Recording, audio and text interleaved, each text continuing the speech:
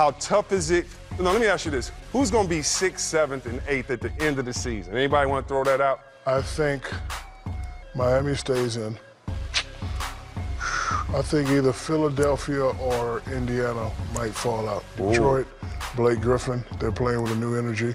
Stan Van Gundy has sort of the Miami culture there. Once Blake gets a little bit more accustomed, I think Detroit gets in. But, you know, Miami remind me of the San Antonio Spurs. They have a culture that they've been having for the past 10, 15 years. And, you know, they don't have a lot of big-name talent. I know D-Wade is back, but they play with great energy. Spoelstra, Pat Riley have always done a great job. But I think they stay in.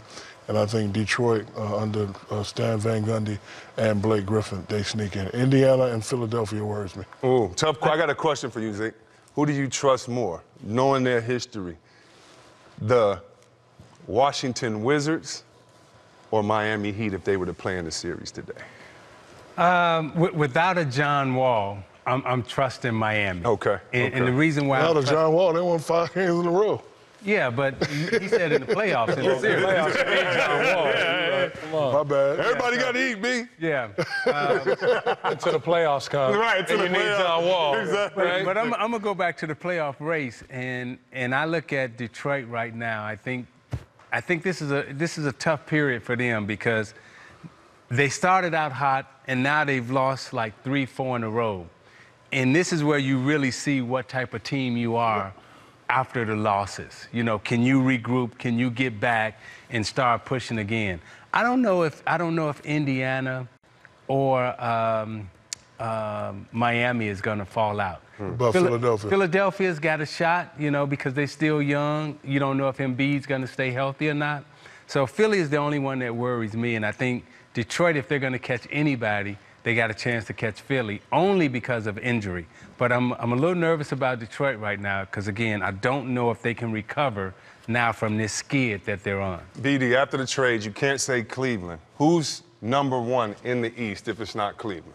If it's not Cleveland? Yeah, regardless of record, who do you fear the most if it's not Cleveland in the East? I mean, you would have to say Boston, I would think. More than Toronto?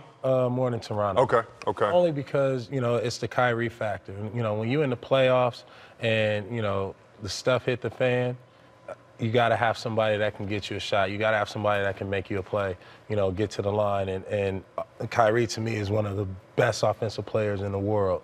And, you know, Boston from they're both defensively solid, but I think Boston has much more offensive weapons. And in the playoffs, they'll be much more tested, you know, down the stretch to be able to do something. Toronto, I love their energy. I actually love their bench and their youth, but I always feel like there's something off with Toronto. Especially when stuff hit the fan. Yeah. Especially when the stuff. Yeah, when the stuff. I'm going to find out what stuff is doing commercial.